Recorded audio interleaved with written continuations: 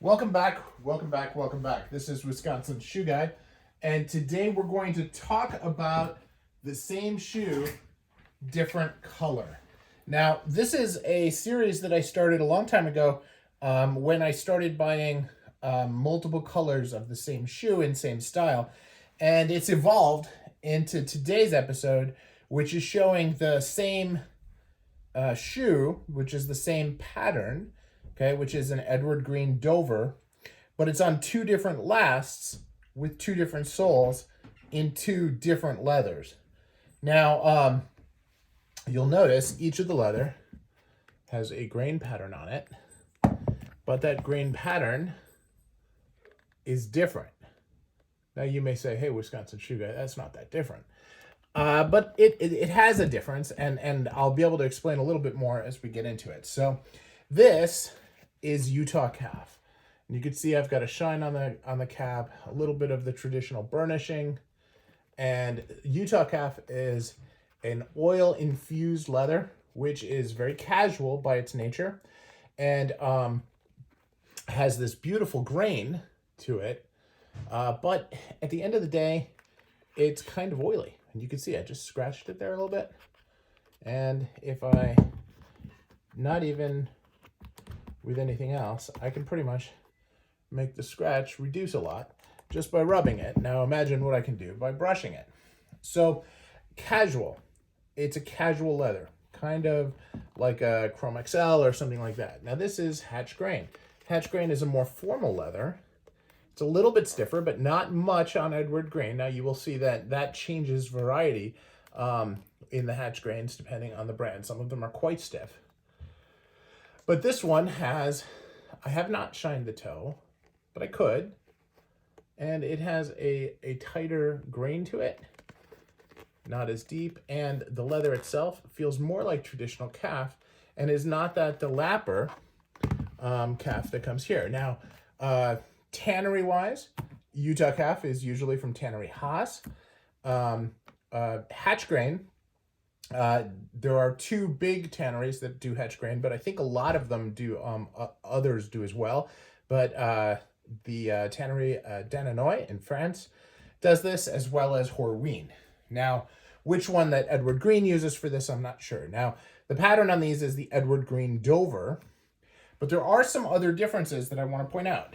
Now, this one I have with a beautiful day-night sole, and this one has the traditional Edward Green half sole, half meaning that it's thicker in the front than it is in the waist. Okay, so you can see how it declinates there. And then this has the traditional heel as well, where this has the traditional day-night heel. Okay, now, both are very, very well made. But what I want to point out is the last shape. Okay, now this one is on the 202 last, which gives it this nice almond look to it. Okay, this one is on the 606 last, which has a little bit more of a soft chisel. Okay, now soft. Now, if you look at the welt line, that is going to look remarkably similar to this. But look at the apron, and you'll see the apron is very different. Now, this is a bit of a disappointment for me because I didn't know that Dovers had different apron designs. Because what I wanted was this apron design.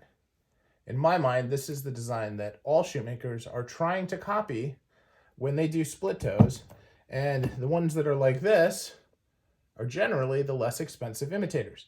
Now, I was obviously wrong because this is the measure by which all are measured. The Dover is kind of like the Kleenex of split toes, right? But it is, I was disappointed because that is a much less difficult one to do, and this is the look I was going for. Now, as we look at the rest of the shoe, the heel caps, the skiving, all of that work is the same. Remarkable, very, very thin. You can barely tell.